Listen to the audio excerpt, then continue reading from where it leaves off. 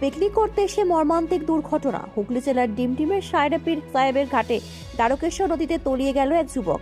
স্থানীয় সূত্রে জানা গেছে যুবকের বাড়ি আরামবাগের মনসাতলা এলাকায়। ডাকনাম মধু। বন্ধুদের সঙ্গে পিকনিক করতে এসে স্নানের সময় আচমকায় নদীর গভীর জলে তলিয়ে যান তিনি। ঘটনার খবর পেয়ে দ্রুত ঘটনাস্থলে পৌঁছায় আরামবাগ থানার পুলিশ। স্থানীয় বাসিন্দারাও উদ্ধার কাজে হাত লাগান। ডুবুরিকে ডাকা হয়েছে বলে জানা গেছে। শেষ পাওয়া খবর অনুযায়ী এখনো পর্যন্ত যুবকের কোনো খোঁজ মেলেনি। ঘটনাকে ঘিরে এলাকায় চরম উদ্বেগ ও চাঞ্চল্য। ব্যুরো রিপোর্ট, আমার বাংলা নিউজ।